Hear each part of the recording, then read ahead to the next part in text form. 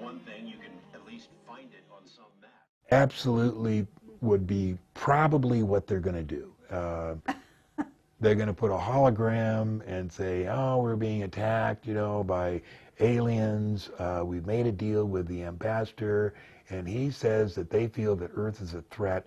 But if you all take any weapons you have and turn them in, that they'll give us a second chance. I would take them and freeze them in a position 20 miles out at 7,000 feet, at 560 miles an hour, put them in the seat, say, and then give them 2 minutes of looking at the horizons, show them where the World Trade Center is, and say, I'm about to release you. When I do, you'll have 1 minute and 50 seconds to hit dead center. It's impossible. At the height of my career, as proficient I was in every kind of airplane, there's no way I could have done that. I mean, it's just too complex. For the same thing with 2012. It's just going to be a year like every other year. We're going to continue to have these wars. We will probably have a nuclear war, but things are just, going to go along fine. And I even have a hunch that you might have been part of MJ-12 at one point. It was December 6th of 1988. Bob sits down, and he says, I saw a disc today. And I'm writing out checks there, and I'm not paying attention. I said, what? He says, I saw a disc today. And a disc? Theirs or ours? And he said, theirs. I said, you went to Groom Lake? And he said, yeah. And I said, what are you doing here? I said, obviously they're going to follow you. Why don't you just, work there for a while and then come and tell us what happened? He says, because I have seen you take so much crap over the past 6 months about this. I'm telling you, it's real. I saw it. I touched it, I'm looking at him and said, what? He said, John, you will never know what it's like to see your first alien. I said, you saw one? You saw one? He said, yeah. I said, it couldn't have been a doll. It couldn't have been. No, it was one. And, these days you ask him that question. He says, well, I don't know. Could have been a doll. They were doing all these weird stuff. Oh, yeah. But that night, that's exactly what he said. The way security like that works is when they give you a clearance, and when you're deep inside like that, they tell you, look, John, we've given you this clearance, and of course we expect it to keep you secret, but we know that, every once in a while you may accidentally mention something at a party, you may have had too much to drink, and you think it'd be interesting to talk about this, and we just want you to know that, we don't really care, we won't hurt you, but we will kill your wife, your children, your mom, your dad, your parakeet, your dog. Hi, I'm Kerry Cassidy, and this is Project Camelot, and we are very happy to be returning to see John Lear and do a retake and a new interview he's going to tell all, basically. Is that right, John? Yeah. You're gonna absolutely charm us and dazzle us with new information. I'm going to tell what I know up to this point, Okay. and I'm not saying it's absolute ironclad what's really going on, but it's what I think is going on. Great. But I'd first like to say I can't believe it's been 2 years since we did this. It seems like only about 6 months. But first of all, let's talk about what happened at ATS. What do you know about it? Okay, I know you've been banned. That's the extent of it, and we don't actually know why. What we know about it is that, or what we think we know, is that it's a CIA front and managed by the CIA. So if you've been banned, it might be that you're getting too hot. That's what I think. And when I first joined ATS maybe 3 years ago, I thought, you know what? This is just a collection point for what people think is going on, so that they know what the general public thinks is going on. And they have a bunch of debunkers there that are, paid to go in there, and somebody talks about something, they say, oh, no, here's what's really going on. Right. So they generally influence public thought. But then I started to throw some, interesting stuff in there, and they didn't say anything. So I thought, well, maybe it's okay. So starting about 4 months ago, I started throwing some really secret stuff in there, which I'll tell you later. And it has to do with Navy submarines. It has to do with what the space shuttles do. and then pretty soon, you know, I'm gone. And the mechanics of exactly why I'm gone is Jeff Ritzman and David Biedney were two of the main Myers debunkers. Now, the Myers story was true. There's no doubt about it. Oh, yeah, absolutely. He took pictures, he went on rides. I don't care whether you say that, you know, there was pictures of dinosaurs or the lady came out of Sears magazine. That's all contamination. The fact is it was true. And so I really don't have time to support the Myers thing, other than in the thread I would come up every once in a while and say, hey, look, you know, I'm busy with other things. If I had time, you know, I'd tell you exactly how the Myers thing happened and why I believe it. But all I want to tell you is the Myers case is true and John Lear believes it's true. And that's the bottom line there. And I'm telling you, I would get hit so hard on ATS, just pages and pages of people knocking me, particularly Jeff Richardson and David Biedney. So one day, I got a list of everything all the insults they made of me, and there were 16 of them. And I put them, you know, at the end, I said, you know, it's funny that any other thread, people would be taken to task for insulting another person, but apparently on the Billy Meyer thread, it's okay to insult John Lear, and I put these 16 things. Well, that was on a Sunday evening. Monday morning, I wake up, go to log on, and here's Skeptic Overlord.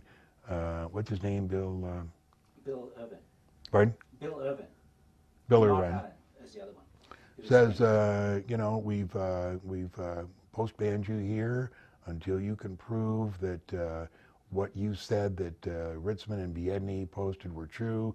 We've had our best moderators, and they can't find a single quote that was true. So all we need is your help.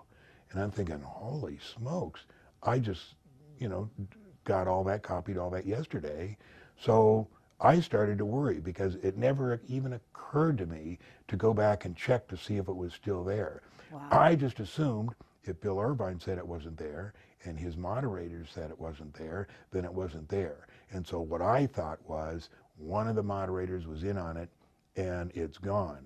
And the only hope I have of recovering it is going into the archives. So that was like about 8 in the morning. And the whole day long, here's Bill Irvine coming back every 2 hours. John, you know, we can't find any of this. We need your help, you know, with a few little minor digs in it. So I'm waiting for Ron Schmidt to get off work at 6 so he can show me how to go into the archives. So finally, just before I went over to Ron Schmidt's that Monday, about 5 o'clock, I said, you know, I'm just going to take a look and be sure that it's not there. And I found every single quote still there. So I laboriously took the time to copy every one and paste it on this one piece of paper exactly where it was, send it to Bill Irvine, and he sends me back an email, says, Jeff admitted it, it's a done deal. So in other words, the moderators were kind of like in collusion with this guy, Jeff. No, it turns out that none of them were colluding. It turns out that everything was still there. But Irvine said all his guys couldn't find those quotes. But that's what I'm saying. If they couldn't find the quotes, then they suddenly found them. Then in a certain sense, it sounds like they're working with Jeff. That could be. Anyway, Bill said if we all agree to keep this between us. I said, no, I don't agree to keep that between us. I want everybody to know exactly what happened here. You know, you say this above top secret and we're trying to get all this information. Why should this little feud in which you've caused me an entire day of grief? And really, I told Bill, I said, I've been posting here for 2 years. I spent 8 to 16 hours answering questions on ATS. And you accuse me of falsifying information? I mean, that's insane. So, I wouldn't agree not to shut up, and they didn't let me on. So it sounds like they're playing games. Yeah, so they had a lot of people ask about John Lear, and finally on Sunday, the following Sunday, they let me on just long enough I could get in my 2 cents worth, and then I was banned forever. It was obvious that ATS has been a clearinghouse. They wanted the information that the public got to see if they could influence that. they weren't interested in having good stuff come out Right. there that the public could see. And I'm telling you, I was telling some good stuff, and I was getting away with it. Well, let's and it get was that really, good stuff on here today. it was really surprising. They And were we'll letting get me around get that. away with this stuff, and because I know what's going on, and so then it rapidly came to a halt. So now we've talked to several people at ATS, and they said nobody gets to put any more good stuff on. It's got to be backed up 100%, or they're banned and their post is deleted. I think the crowning blow was when they rolled in Jim Oberg. And Jim Oberg has been NASA's front man for 30 years. He knows everything about everything. And when we got into the debate on the neutral point, which I'll discuss later, which absolutely proves that there's 64% gravity on the moon, I got Jim Oberg. And I'll read you the exact thing he came back with. He was stuck. There was nothing more for him to say. He was done for. And that's when things started to go downhill. And I'll read you the exact thing that Jim Oberg said. So, John, what's going to be your approach at this point that you're banned? Because in a way, that was kind of a place where you could connect with the public. Are you going to join another? I post on 4 little forums, and anybody that calls and asks, I give them these forums, and it's no big deal. There's like 300 on one and 80 on another, and my bag is not reaching a lot of people. It's reaching the very few that are interested in what's going on, and that's not a threat to the government, really. I don't think. Okay, well, there are plenty of people that visit forums that don't log on. So it's good news to know that you're actually still out there and still posting. Yeah, the stuff that we're going to talk about today is the stuff that's current on these forums. One is Open Minds, and the other is American Conspiracy. The other is Fantastic Forum, and I think there's one other. And then I have a website with Ron Schmidt that's called thelivingmoon.com, and I try and keep all the stuff that we find out on there. Okay. Livingmoon.com is an excellent website. I want to state this for the record. There are not that many websites that we at Project Camelot would be willing to recommend, but that's a good one. Okay, let me tell you about the origin of the livingmoon.com was when I posted the original huge megabyte pictures of the moon on ATS. In other words, I sent them by DVD to, what's his name there? Bill? Mark? No, Mark. And he posted them. For the first week, people were saying, well, I don't see, John, I don't see what you see there, and everything. And then this guy called Zorgon started to see the stuff. And so I would lead him to it, and I didn't lead him anywhere, I didn't say, well, here it is, because you can't do that. You got to let them find it. And Zorgon started coming up with this stuff. And then he started finding more than I did, and I said, we got to meet. And I'm thinking, holy shit, this guy lives in New Jersey, and I'm going to have to get back there. It turns out he lives, a couple of miles down the street. That's great. So he comes up here, we start trading information, and he already had a website, having to do with medieval stuff. So we just made the Living Moon a part of that, and the information just started to come in. From all kinds of sources. Yeah. Sources, I have no idea how they got the stuff, but a lot of stuff on the Russian black ships, and it just keeps pouring in. It's a good site. It's about a good site. 10% of the stuff is posted on there just because we don't have the time. We'd like to have a secretary, but both of us are broke, so we don't have, can't put it all on there. So we put the most interesting stuff on there. And Ron works down at the convention center. He's the guy that sets things up and takes things down. But he comes home, and every once in a while we get together, like once a week, and talk about what we're going to focus on. But that's it. Let me share this email with you, John. Okay. This is from somebody called Gary Dix, D-I-X, who used to work very closely with Simon, Mark, and Bill in the early days of ATS. And after a major disagreement, he quit. He's based in New Zealand. And he sent me a long email. And the date? A couple of years ago. Yeah. And I'll just read one of the pertinent paragraphs. As they become more negative over a topic, they begin to drive the threads using sock puppets fake member names, as they don't want to be seen to be guiding directions in the threads as mods and admin. This is the style of mods and admin in the future, using fake accounts to allow them to freely post their ideas. You got this on record from a guy on the inside.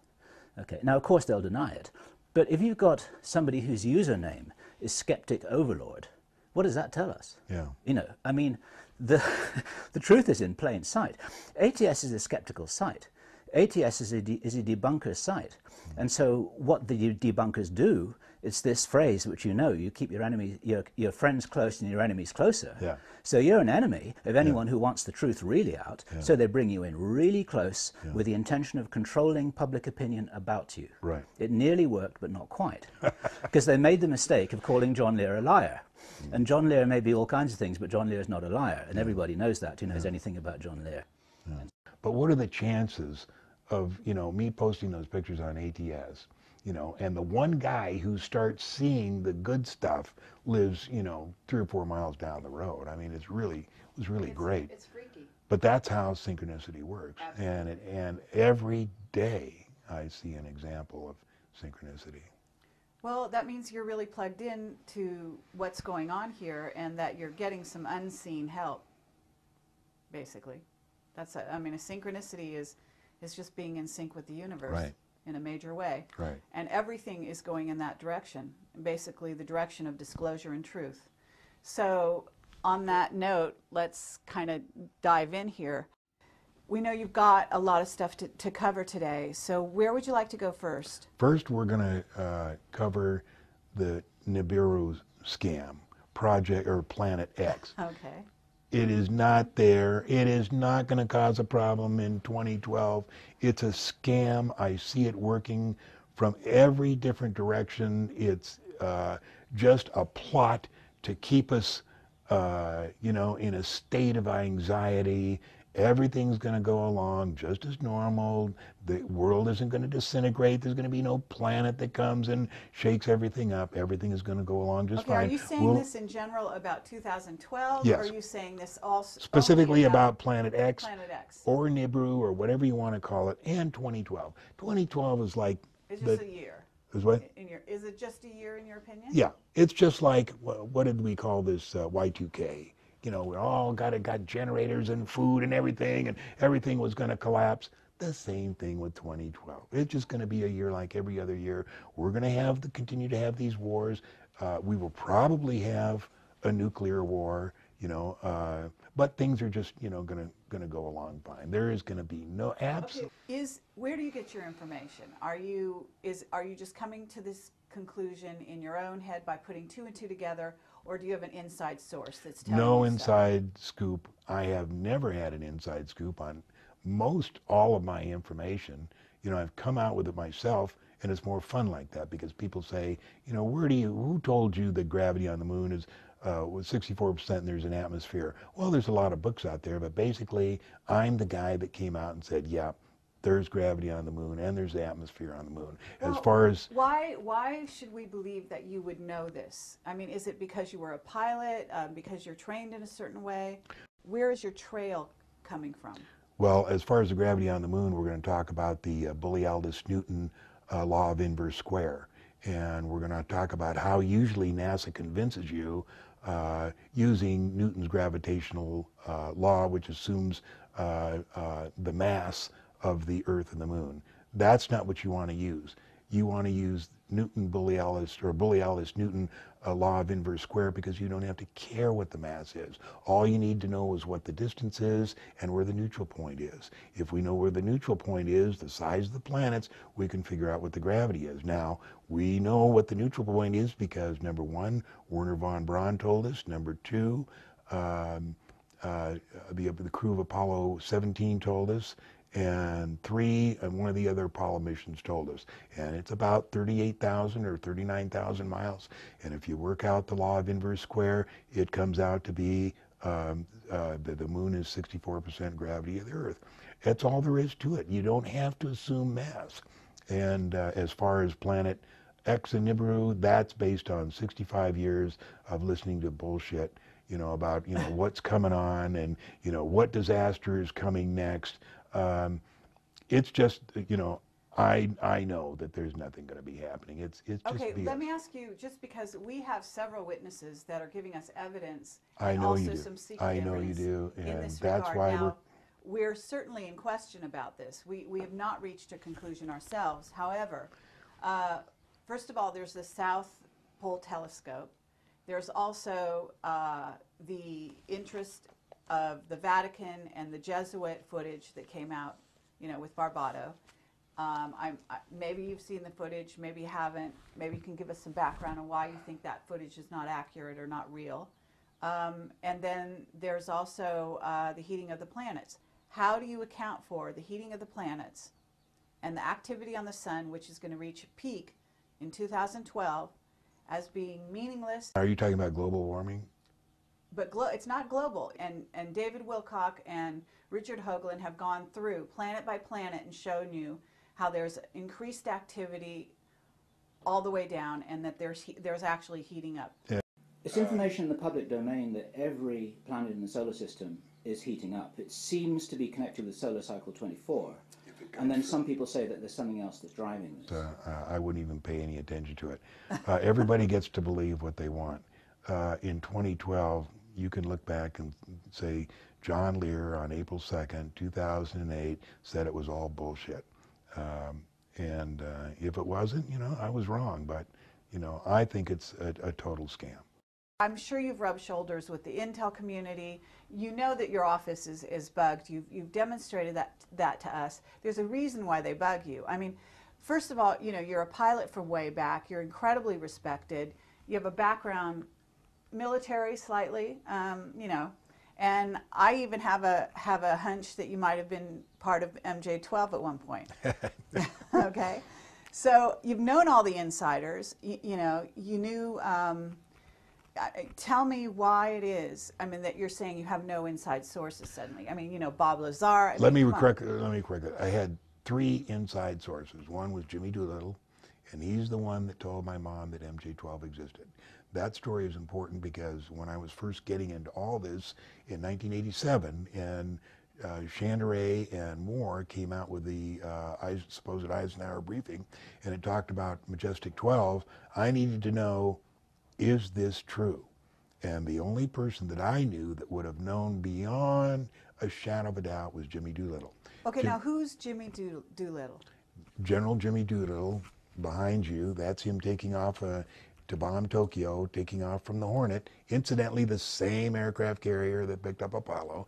And that letter that you see is when I had my accidental airplane crash in Geneva, Switzerland in 1961, and nearly killed myself. He was the only one to take the time to write me a letter and say, John, we all make mistakes. I've made plenty of them, but it's important that we profit. It's only important that we profit by our mistakes. And he took the time to write that whole letter. So I have it framed with him taking off on the Hornet to bomb Tokyo. General Jimmy Doolittle was an incredible general, very respected, and he was involved with MJ-12 up to his ears. He was not a part of MJ-12, but he was around our house in Santa Monica, 222 14th Street. He lived down on 3rd Street with his wife, Josephine, and they were in our house just like Vandenberg, just like Twining. All those MJ-12 guys were around our house. But, you know, I didn't know that at that time, and my father never said much about UFOs other than that he believed them. And I never found out any of this stuff until, like, I got into this stuff, 1985, 86, and Doolittle's name kept coming up time after time after time. Now, I knew him, and there's autographed pictures all around this den of Jimmy that I've asked for, and I saw him at various, like SETP, which is Society of Experimental Test Pilots, and to say hello and everything, but I didn't really know him that well. But I knew that my mom knew him, and she was as close to Jimmy Doolittle as anybody in her life, Jimmy and Joe. Now, his wife passed away in the 80s sometime, and he was retired, lived in Carmel, California, and I knew that. And I also knew that my mom talked to him every once in a while. So I knew that the only way I would have of determining whether Majestic 12 was true was to get her to ask him. And it took about 6 months to get together, to get it together, because she's always hesitant, you know, to do stuff like that. But I finally got her to do it. And she called up and she said, Jimmy, how you doing? Da, da, da, da, da. By the way, John's interested in this stuff, and I just want to know, was Majestic 12 real? And he said, yes, Moy, it was, but I can't say anything about it. That, for me, was, you know, the beginning of everything. Because if Majestic 12 is real, then it's a possibility the briefing papers are real. And if they were real, then everything else is real. Right, So, because why would you put together something like MJ-12 under Truman to investigate or manage the UFO story unless there was, you know, if there was no UFO story, right? There's got to be a UFO if Right. you're going to put together a group. So I'd have to say that was my first insight. So now, tell me something. You must know the history to some degree. I mean, you've been around a long time. You've seen them in operation. You must have met some of the insiders. And I have to say that I think they would have recruited you. Am I wrong? No, You never got an offer. No, I'm just, you know, I was You're a just pilot. I didn't know anything, you know, until 1984 when But you somebody. know a lot now. Yeah, Look at this office. It's incredible. yeah. You know, up till 1984, my sole interest was SR-71, F-19, stealth fighter, Okay. stuff like that. As a matter of fact, you can go on the internet. John Andrews, who was vice president of testers and eventually made the sport model, Right. you know, he and I had letters going back and forth. He'd say, hey, you ought to look into this flying saucer deal. And I'd say, no, it's bullshit. You know, I don't need to waste my time. That letter's on the internet. You know, my interest didn't start till, you know, in 1985, I think we had I used to run the reunion for all the Southeast Asia pilots that, you know, that worked for CIA, and I'd run the reunion here in Las Vegas called China Post 1. And we'd have it every 2 years. And one of these years, and I think it was 1985, a friend of mine whose name was Greg Wilson, he was a Raven. Now, the Raven were the Air Force guys they'd take out of the Air Force, sheep dip them, they'd give them civilian ID, they'd come into Laos, and they'd fly, you know, the O-1s, and they were the Ravens, and they'd go out on the PDJ and all around and do all kinds of amazing things. Anyway, he attended the reunion. His name was Greg Wilson. And he got talking to him, hey, where all you been? He said, well, you know, here and there, still flying A-10s. I spent a tour at Bentwaters. And I said, Bentwaters? That was the place, you know, supposedly in, you know, 1980 that the flying saucer landed. He says, no, John, not supposedly, it did. I said, I didn't get to see it because I was confined to quarters, but I know the guys who did. And I said, what? I said, you're telling me this stuff is real? He said, oh, yeah. So here's a guy that I flew with in Southeast Asia, hadn't seen for years. I give him this outrageous, you know, question about, you know, Bentwater. He says, yeah, I was confined. I didn't see it, but I know the guys who did. So that's what piqued my interest. That's 1985, you know. So, you know. So you've got insiders coming to you. You've got insiders that are friends. I wouldn't say he was an insider. An insider like is Bob Lazar. Right. And the only other insider, the real insider, I mean the guy, and it's been like, you know, if you guys were here 2 years ago, that's probably been like 5 or 6 years ago. I can't remember when I met, well, I know when it was. Yeah, it's been a long time ago. It's been almost 20 years. I used to live up in Idaho. He was retired. He told friends of mine a lot more than he told me. But just before he died, he came down to Vegas and more or less said, what do you want to know? And I didn't even know what to ask. And his name is?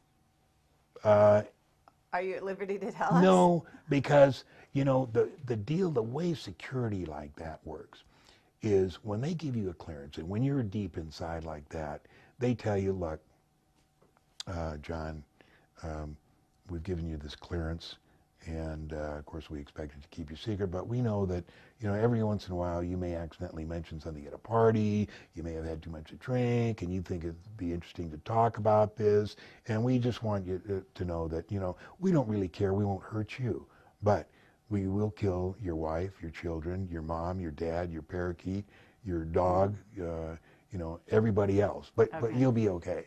So that's why people don't talk, and people say, well, he's on his deathbed, why wouldn't he talk? That's why, is because they make it clear it's not him that's going to get hurt, it's every person in his family, and then starting with his best friend. Towards the end of his life, I saw him 3 times. I drove to Idaho to see him twice, and then once back here. And when I was in Idaho, he didn't tell me all that much, but he did tell me one interesting thing that never made sense until this year, when I find out, the information I'm getting is just growing exponentially. Every time I get someplace, then I'm led to someplace else, and it's just so much information coming in. Anyway, what he told me was that he worked on a project, a mining machine for the moon. And this thing was being built in the south somewhere. He didn't tell me where, but I'm imagining Arkansas or Alabama, someplace like that. He said, John, this thing was so big. He said that when I finished it, he said, I have a private license. I rented an airplane just to go up and fly around to see how mammoth this thing was. And I said, well, can you give me an idea? He says, acres. I said, wow. I said, how'd they get it to the moon? He said, I don't know. And that's how projects like that work. He doesn't have a need to know how they got it to the moon. His job was to build it, and they're not going to tell him any of that. That's how compartmentalization works. That's one. We've been told by somebody, he told us that Project Lunex and Horizon were never cancelled, they just went black. Absolutely. And Project Horizon is on our website, right? Yes. Yeah. The only thing we get, we've got 4 of the phases of Project Horizon, except one. I think it's number 2 that we need. So I'll show you that and show you what we're still looking for. Can you just tell me one thing? Have you been threatened? Never. Never the slightest bit. Okay. All right, well, so either you've never crossed the line, you've never revealed anything that you weren't supposed to, or you don't know enough. Is that Or right? you're doing someone a favor. Or somebody's protecting me. Okay, so the last... But you are exactly right. Either I'm talking through my hat and I don't have the real information. Right. Or somebody's protecting me. Do you know who? Oh, I didn't say which one was true. I mean, I think a lot of this stuff is true, but how would I know? I've never been to the moon. I'd like to go. Mm-hmm. If I go and somebody can arrange a ride, like Bob Lazar, he says he's going to have his spacesuit on while we're standing, in the airlock there. And when it comes up like that, he says, at least I'm going to have some air, and I'll watch you suffocate. And I said, no, I'll be able to breathe normally. Now, when people go to the moon, it takes them 2 weeks of decompression before they can actually go out and spend some time there.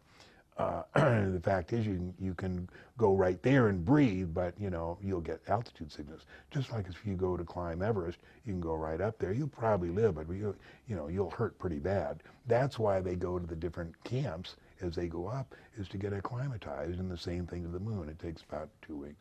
Okay, so tell us how the moon got where it is, because you know that the moon is a satellite that's actually a fake. Right. It's a spaceship. It was towed into orbit, I would say 30 to 40,000 years ago. Now, the reason I say 30 to 40,000 years ago is because it's still within the history of man. Velikovsky talks about the different proselynes and the different civilizations that talked about the time when there was no moon, and then when there was 2 moons, and now we have 1 moon. This guy here, Norm Bergman, wrote The Ringmakers of Saturn. It's an excellent book. Norm Bergman is very qualified, was for 40 years a scientific part of both NACA and also Lockheed. Retired from Lockheed, I think about 15 years ago. No, What's more than NACA?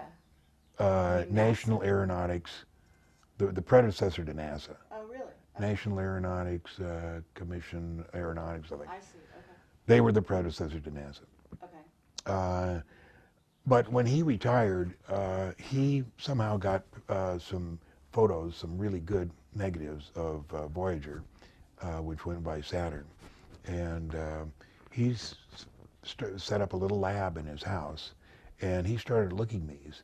And he ended up writing Ringmakers of Saturn, and what he shows you here is what he found in the rings of Saturn is 3 vehicles, spaceships, the biggest of which is 31,496 miles long and 2,422 miles in diameter. We're talking about a fairly large spaceship there.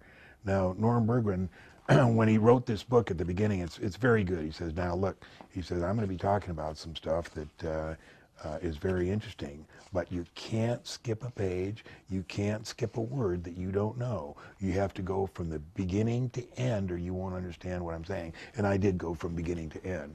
Now, Okay, but when was this written? this would be 1986. Okay, so it's not that old. No. And I go see Norm. And it's talking about a huge spaceship. In the Who built rings the of Saturn. spaceship? Who built them? Yeah. We don't know who built them. But anyway, Us? no. We couldn't build anything like that. We have some amazing stuff, but we couldn't do that. Okay. No, this is somebody else. But what the interesting part in the book, and the reason why we're getting here, is because at the end of this book, he starts talking about the moon and how the moon was towed into orbit. Because the people that that operate that stuff in Saturn and also Iapetus towed the moon into orbit. And he goes into here and explains exactly why he believes the moon was towed into orbit and how it was and how they grabbed on to the Mare Orientale. Who are you saying towed the moon? Whoever. Into We don't place? know. We don't So know. he doesn't conjecture on who No. on what alien race, for example. I mean, obviously it's an alien race. No. Henry Deacon, our secret source, has also substantiated that the moon was towed into orbit. But have you got an idea what alien race was responsible for that? No, absolutely not. None. What's interesting here, another interesting thing, is I see Norm every year because when I go do the UFO Expo West, which is the only one I do, he lives in Los Altos Hills. And he's writing about Iapetus. And Iapetus is probably a spaceship too. Okay. And so we got to get in touch with this guy. you better, because he's on his way out. I All saw right. him last September. He was not well. He was finishing up the book on Iapetus, but he wasn't working on it every day. Okay, was he a scientist? Yes. Okay, but who did he work for? I mean, in other words, he's Give government. me a you said second NACA. here.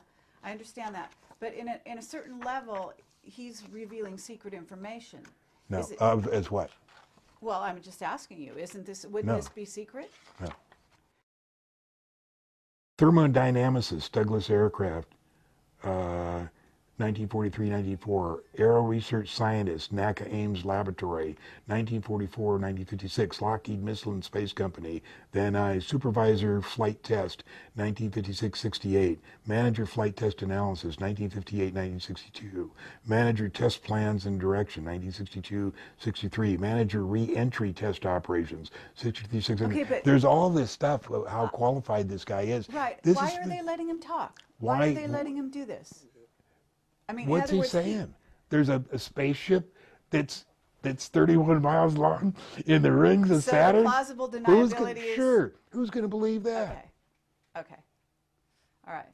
Okay. So anyway, 2 years ago, at the UFO Expo West, I mean that was so interesting because number one, one of my lectures was Apollo 1 and the 4 people that were in it, and there was Grissom, White, and Chaffee, and then there was a 4th guy, and he was part of the secret astronaut corps.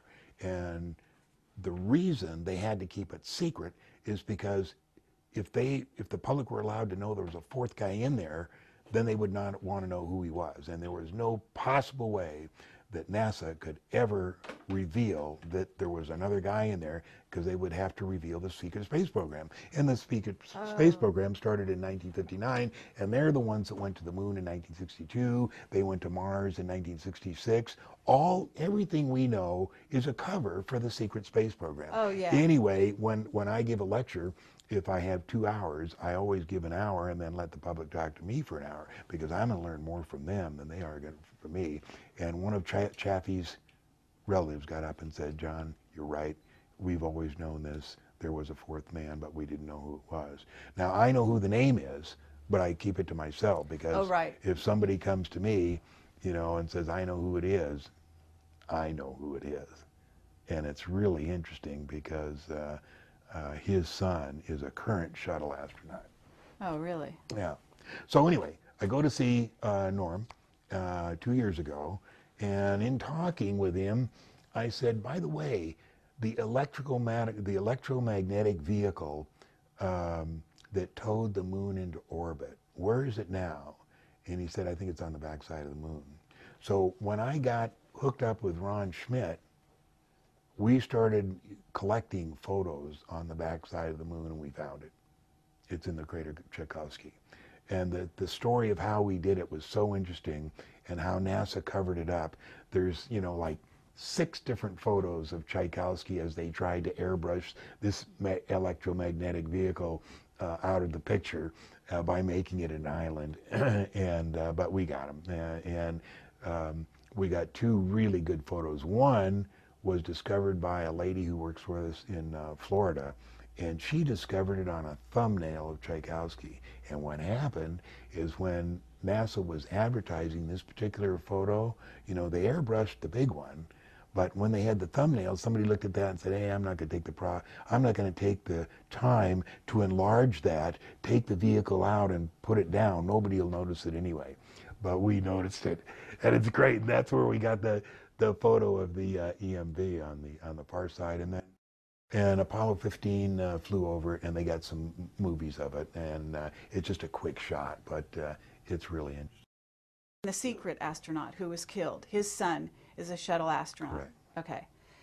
And this is interesting, because it sort of shows how they bring someone into the fold who might have something to tell the world at a later date. Right. But if he's a shuttle astronaut, he's not going to talk, right? He's in the fold. Right. Same thing with Grissom's son. Oh, really? He's in the program. See, this would be an interesting investigative angle, would be, what about all the sons and daughters of the astronauts? Do they all work for the company? Yeah, it would be. Now, Gus Grissom, when the fire started, every single story you read will say that, there's like 3 words spoken. Chaffee said, "Fire." Somebody said, "It's getting hot in here."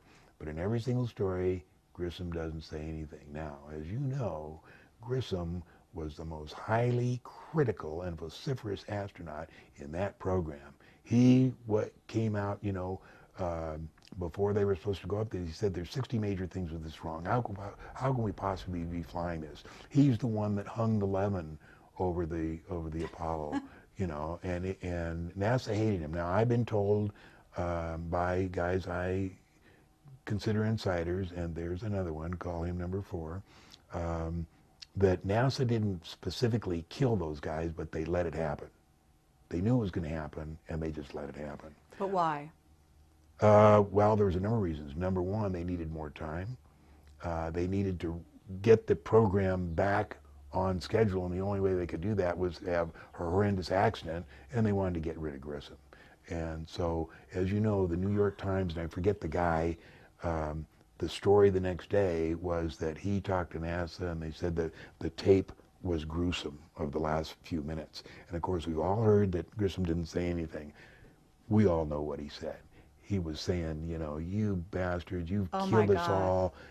I knew this was coming to this. I hope you all watch us, die." And just really bad. And so I'm sure that's what happened. And I saw another quote just yesterday, I can't remember what it was, about how gruesome the tape was.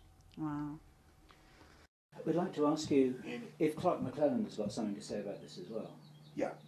We're in touch with Clark, but we haven't met him. Clark's a great guy. I've known him since 1990. We've never met, but we've always talked on the phone. You know, I've always tried to get his notes. He has his book ready. He has 3 books. He doesn't want to publish one of them. He wants to publish all 3. I don't blame him. He knows a lot of stuff. He knows, as you know, much more than I'm telling you. Do you think that he's actually going to get his books published? Are they going to let him No out way, there? not a chance in hell.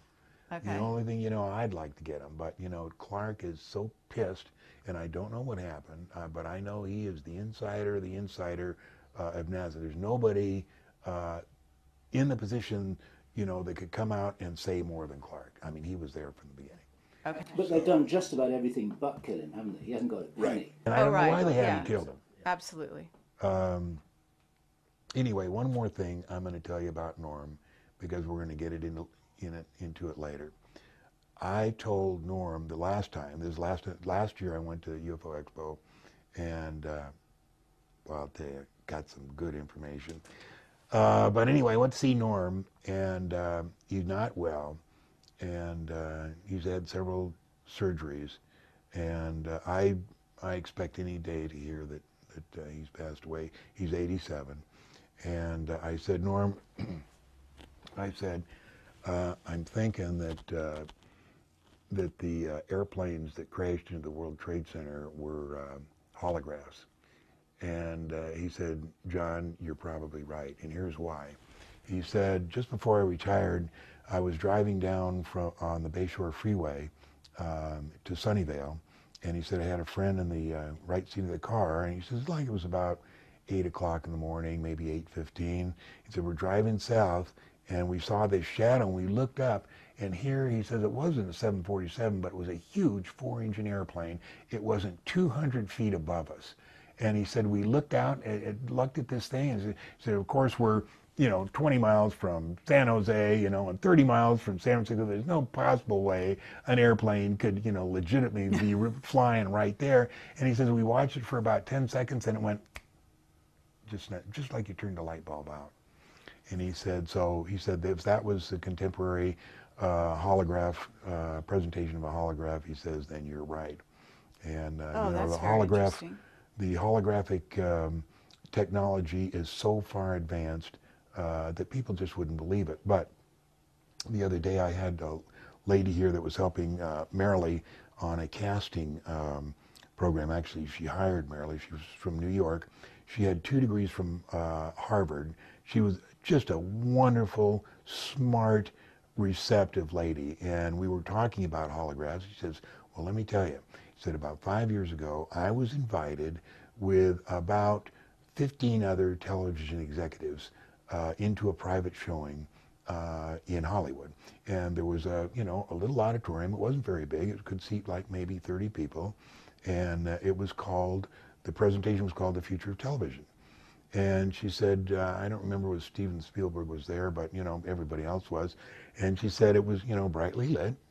And there was a stage and a podium on the stage.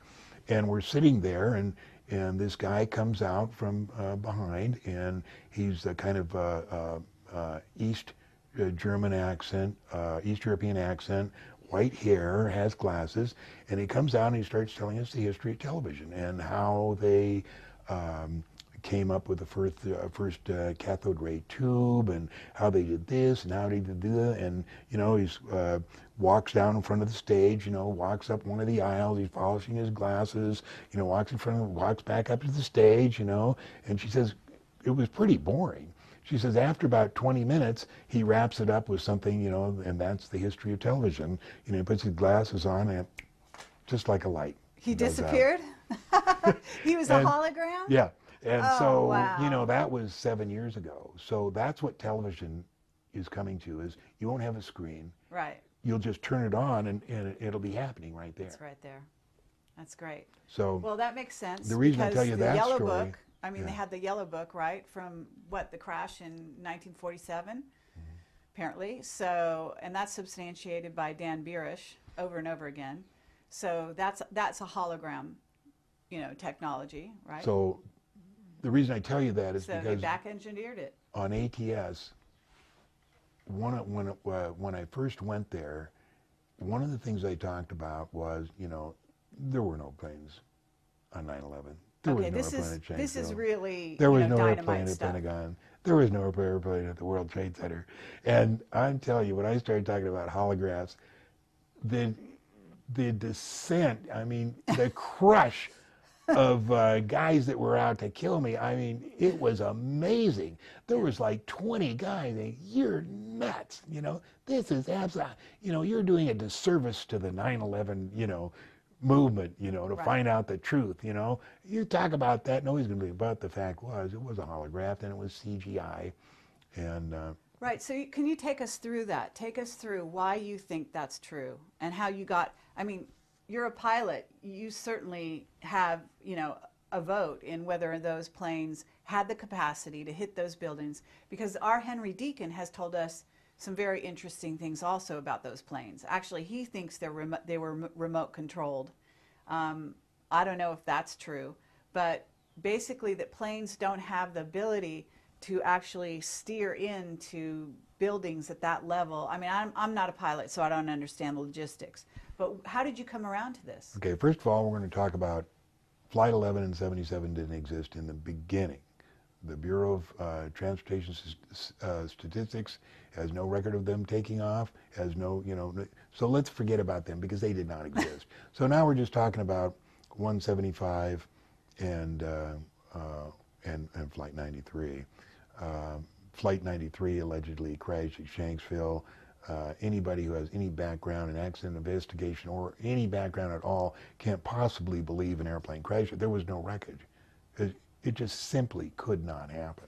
Okay. As far as 175 crashing into the South Tower, I just recently put in a call to Pan American flight simulator in Miami to see if I could rent a 767-200, which they have. And what I wanted to do was take six candidate pilots.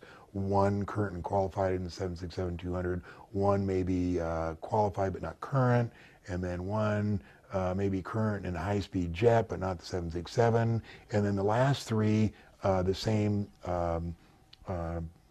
currency as the alleged hijackers, like a couple hours in an Apache, a private license, maybe a commercial, something like that. And what I would do is in the simulator, you know, you can take them up. That New York is just like it is. I mean, the buildings are there, and I would take them and freeze them in a position 20 miles out at 7,000 feet, at 560 miles an hour, put them in the seat, say, you know, and then give them 2 minutes of looking at the horizons, show them where the World Trade Center is, and say, I'm about to release you. When I do, you'll have 1 minute and 50 seconds to hit dead center. Now, the World Trade Center is 220 feet wide. You got to hit to the center, not left or right, right to the center, and explain how it goes. Then I would have one camera pointing at the pilot and one camera pointing at what he's looking at. All right. And then say, go. And say, okay, now show me how easy this is, you know, because all the guys on AT, oh, I did that in Flight Simulator, no problem, you know. It's impossible. At the height of my career, as proficient I was in every kind of airplane, there's no way I could have done that. I mean, it's just too complex. First of all, the airplane can't fly above 560 miles an hour. It can't fly more than 360, which is its velocity max operating. Maybe it could fly maybe 30, 40 miles an hour faster than that, but at VMO, the clacker comes on. The clacker is an FAA required safety device which clacks loud, click, click, click, click, click, and it clacks at a rate and a cycle that irritates the pilot so that he can't ignore it. He has to slow down, you know. Now, there's no possibility a hijacker, first time in the airplane, is not only going to, you know, fly it at 390 miles, 400 miles, but do it with that clacker, Right. you know, and descend and hit that thing center. It can't happen, you know. I have a question here, if I may.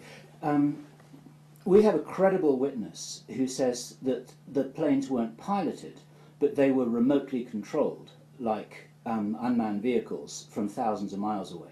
And he said, yes, but I'm asking John to comment on that from the point of view that this also answers the question raised by the fact that no human pilot could have hit that small target.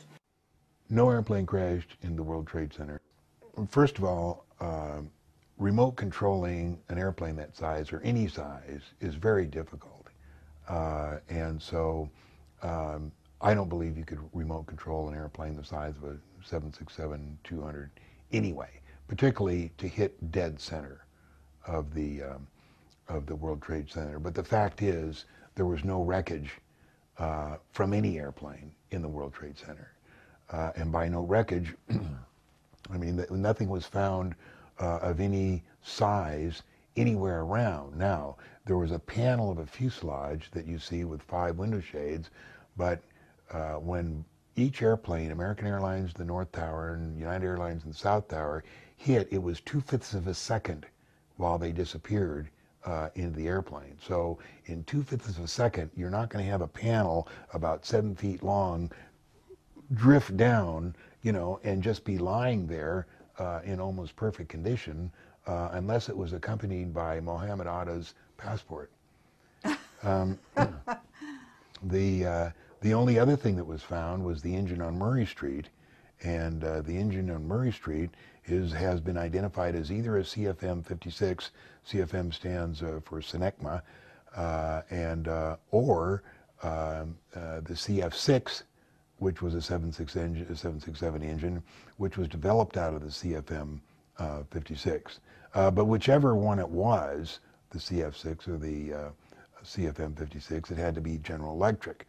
And unfortunately, or fortunately, United Airlines used strictly Pratt & Whitney. So that engine that you see flying off, and that engine they say is from 175, isn't from 175, because the guy's whose job was to dump it off there, you know, in a smoking, smoldering thing, dumped off the wrong engine. There was a lot of things that the perps did that were suspect here. You know, the collapse of building number 7 is just absolutely ridiculous. Right. And the reason they had to do it that way is because I suspect the holographic projector that projected Flight 175 and Flight 11 somehow became disabled, because Flight 93 was the one that was supposed to crash into Building 7. And when they couldn't do it, they had to do things quickly, make it fake 93 crashing in Shanksville, and I can imagine these guys all day long, what are we going to do? Nobody's going to believe this thing just collapsed, you know, from a little fire. And about 5 o'clock, you know, they said, well, let's go ahead and do it. Maybe no one will notice. So they collapsed this 47-story building, you know, into its footprint, you know, and expect everybody to believe it. And of course they did. So. Okay, so they collapsed it into its footprint, but what did they use? I mean, don't they have scalar weaponry? I mean, you know, can't they just hit it? Yes, we do, but that particular thing was collapsed because it had controlled demolition, just like the World Trade Center. Right. The World Trade Center, what they did with controlled demolitions, the first part was to make what we call the Wile E. Coyote cutout in the face, like an airplane crashed in it, which is absolutely insanely ridiculous, but a lot of people believed it. And then the other thing is they had to use controlled demolitions to cut each girder to 30 feet so it would fit on Rudy Giuliani's trucks going out of town. The World Trade Center was collapsed by a direct energy weapon being operated from one of our space weapons platforms. And the reason we know that is because of the size of the dust that was left of the concrete. It was approximately 80 microns, and that's what a direct energy weapon collapse, when it's pointed down, that's what it uses. It's called molecular disassociation. I mean, it just disassociates the molecular structure of concrete, and that's why all that dust was there. There was just nothing left. That's why the basement of the World Trade Center was molten for 6 weeks, is because when it finally does hit the ground, it heats it up so much you can pour as much water as you want. It's not going to cool off for a time. So I believe that all of this was controlled by the E-4B, the doomsday airplane, the 747, that was seen flying over the White House. I think they're the one that did the holographic projection, and they also transmitted the CGI, computer graphics, to the different TV channels to show the airplanes allegedly crashing. That's why we had the accidental nose out on one of the buildings. They were the ones that sent the alleged cell phone messages, which never occurred. They did all kinds of stuff. They made probably transponder things for the different ATCs to phone. So you're saying the hologram had to be done by a plane in the air? Yeah. Really? Yeah, it was done by a projector, a holographic projector. Okay, so the technology exists out there. Have you? I mean, and I understand that you talked to your friend who Norm wrote Berggren. the book, Norm. But where else have you heard about this holographic technology? Ron Blackburn, you know who he is? No. Do you know who he is? No, I don't. Ron Blackburn was with Lockheed for 30 years. He was with the stealth project up at Groom Lake for 20 years. He was the one that I first heard there was aliens at the test site. Now, when I first met him, 10, 15 years ago, he denied knowing everything. Now he's gotten a little bit more lax about what he says. I mean, he says, up at Groom Lake, there's an administration building, just for the aliens up there. Ron was at my birthday party here. So he's retired now. We need now. to get to this guy as well. He's retired. He's very careful about what he says. Okay. He still has retirement, but he came to my birthday party, and he told us about holographic projections. He says they contain sound, light, heat, everything. I mean, everything is there. One of the problems that people have with holographic projections, well, I saw it. It couldn't have been. They think of holographic projections like you see in Las Vegas or at a birthday party, Right. where it's a little dancing light like where there. you can see through it. Yeah, and they so say, it's well, fake. I saw it, couldn't be. It's ridiculous. And then they say, well, how would they have done the sound? They would have had speakers all up and down, the street. It's too bad people, they don't really realize how far we are advanced with our technology. They were fooled. It was a scam. It was a psyop. And Okay, so who ran it? basically, I call them the nasty NASA Nazis and the military-industrial complex. And Hoagland tells us exactly who they are and how they took over. And that's who ran it. Now, in March 31st, 2007, last year, a guy named Morgan Reynolds, if you heard the name? Yes. Okay, filed a suit called a quit-em complaint against these 22 companies. And we're talking about major companies here. Science Applications International Corporation, Applied Research, Hughes, all these companies right here are being sued. And what they're being sued for is accepting money for providing a government agency with fraudulent information. The government agency they provided with this fraudulent information was NIST, the National Institute of Standards and Technology. NIST was asked by President Bush to determine exactly why the World Center collapsed. What actually caused it to collapse? And they came up with a reason that, the jet fuel, and it was just so far ridiculous that Morgan filed this suit, and it's 40 pages, and he outlines everything that they got wrong. And so the suit has been going along in court now. And you've testified as to the holographic planes as part of the suit, right? Well, what I did you is signed an I affidavit. filed an affidavit on January 28th, 2008, this year, in support of the complaint and in opposition to the motion to dismiss. And basically what I testified is, number one, why the airplanes couldn't have traveled as fast as they did, and how they couldn't be flown as well as they were, and why there was no wreckage in there. It's And amazing I take this other book. pilots haven't come forward because this is. Well, other pilots are employed. They can't afford to come forward. There's very few, people. There's a lot of. But this is our country we're talking about, They can't do it. A lot of my information was taken from aerodynamics for naval aviators, and I explain why an airplane cannot fly 500 miles at 1,000 feet. It has to do with drag, and it has to do with power, and it has to do with the fact that they use turbofans. It just cannot happen. So anyway, the governments and NIST contention that that they flew 500 miles an hour, it didn't happen. It couldn't happen. So basically, that's what I explained in my suit. Now, you say, why don't many pilots come forward? Many have. There's an organization called pilotsfortruth.com, and I'm a member, one of the earlier members of that. And there's a lot of people that realize that this couldn't have possibly happened. There is no an airplane like a Boeing 757 flying into the Pentagon. No, that didn't happen. So what happened at the Pentagon? your At the point of view? Pentagon, a bomb went off to make that hole there, and they had a 55-gallon drum of diesel fuel that a guy lit to make all that black smoke there. And April Gallup, who Yeah, was, I think the April Gallup story is fascinating. April Gallup was a Army. Okay, so let's go back where we were, which Okay, is we're talking about April Gallup.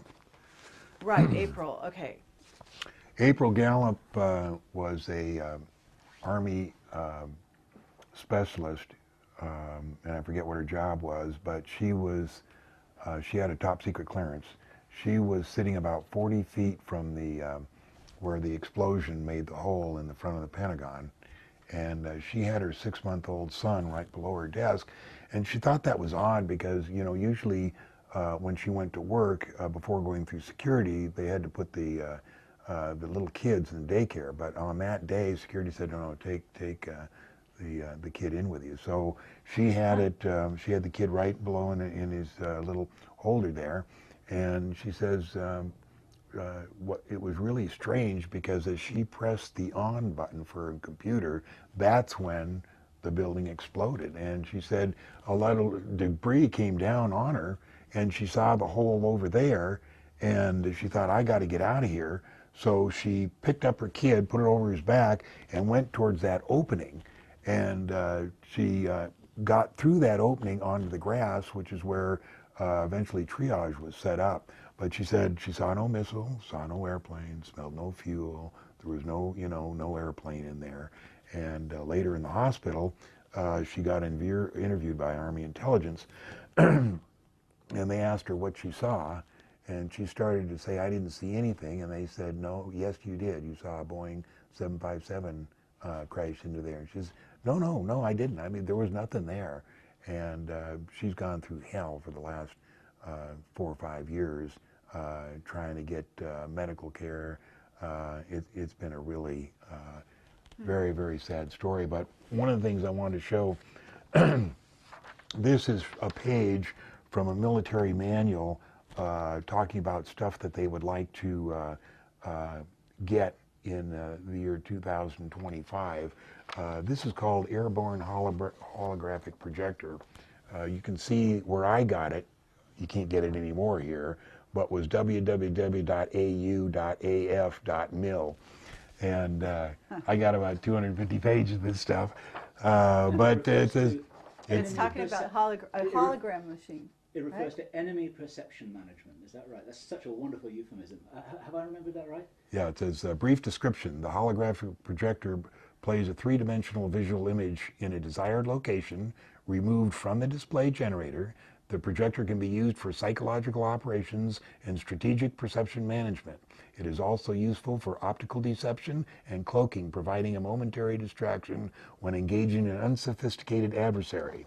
And it has capabilities, precision projection of a 3-dimensional visual images into a selected area, supports PSYOP and strategic deception management, and provides deception and cloaking against optical centers. Okay, and when was that written? Do you know? I think in 99. I'm not sure. I'll Okay, give you an because- address where you can get it now. Okay. It's not at that address, but I think Right. it's at Maxwell Air Force But Base. you have to, we have to believe that if that's out in the public sector, that this is just the tip of the iceberg as far as this technology goes. 'Cause- Absolutely. Strategic perception management. Isn't that just wonderful? It's I great. just think that's so great. All For right. an unsophisticated enemy like the people on the streets of New York.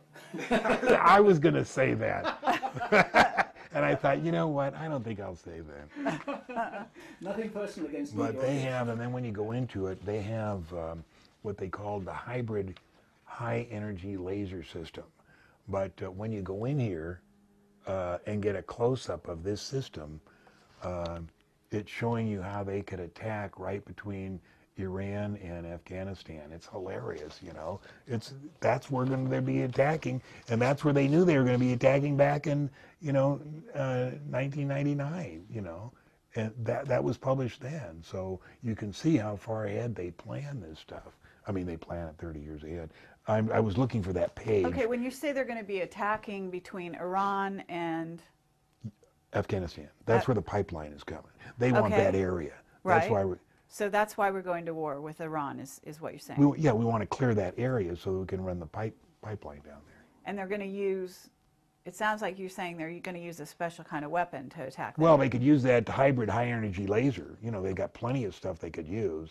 Right. But it was just odd that, that it would be already on paper available to the public to show them where they're going to be attacking. Okay, this is... What you said to us off camera just before we started was you felt that there was going to be, I think you used the words a nuclear war. Oh, yeah, I have no doubt that we're going to nuke Iran. I'm sure that's in the plan, and Cheney certainly wants to do it. I don't know, have any inside information, but it looks to me like one of the possible scenarios would be Bush gets assassinated in October, Cheney becomes president and then declares martial law. And then something happens and where we have to attack Iran. Of course, we won't attack Iran, we'll get Israel to do it. And they'll attack them with their nukes, and then we'll slap them on the wrist by saying, we're going to give you $50 billion for a rehabilitation program here so that you won't nuke anybody else. Psychological rehabilitation program. We'll give them, Okay, but nobody's going to get away with nuking anyone. I mean, in other words, you're going to have China, you're going to have Russia. I mean, basically we're going to be in World War III at that point, right? Yeah, but it won't be that big. What they're going to do is cut the cables, communication the undersea cables. cable thing. Yeah, so that there's not a lot of not communications, so that they no can one knows what's really happening. No one really knows what's happening. It'll be all handled on an upper level. All this is handled on an upper level. All this has been planned in communication with and in agreement with China and Russia. They all know what's going on. So it'll be, just to try out new weapons. Well, actually, this is what, again, our Henry Deacon says. He says China's in on it. There's going to be a war with China, but they already know it's planned. Of course. And like everybody was ready for the Japanese Cayuga and the Chinese satellite, and on ATS they said, they'll tell us what's going on, they'll give us the real pictures, and all they did was recycle old NASA pictures, And of course China was very embarrassed. They said, these are not recycled NASA pictures, but you could go right to where, yes, that was an old recycled NASA picture. Now, what they're doing up there orbiting the moon, if they are orbiting the moon, I don't know, but they're certainly not taking pictures, that they could use for themselves. Why not? Because they're already in on it. They already know what's there. I mean, we So mind what's them. the modus? So what's the MO behind doing all of this? I mean, why are they going to plan wars, nuclear? You're talking about nuclear wars where, millions of people are going to die. Land is going to become uninhabitable. I mean, this is crazy. Even if they want to keep a pipeline there, what's the point in making the land? I mean, they've cleaned up nuclear weapons in the past 30 years. They don't have that much radiation. Why go nuclear, though? I mean, it's so messy. Why would, I'm not a military guy, but if they've got scalar weaponry and they've got HARP, I mean, they've got earthquakes they can cause. I mean, there are a lot of other things they can do besides going. I mean, that just seems like the nth degree of insanity. Why would they do it? It's like asking, when I talk about Endeavour and the space shuttle being such an outmoded method of getting Right. the IS, and people say, well, if we have all this cool stuff that you say, like, satellites and anti-grav stuff and everything, why do they use the space shuttle? The same thing with the nuke thing. There's levels of secrecy, levels of intelligence. You want to keep a certain segment of the people knowing, just, thinking that the space shuttle is all we got, and nuclear weapons is all we got, so we use those. It's that type of deal. Okay, so you're going to kill millions of people, eliminate... I don't think know. it'll be millions, but it'll be a few.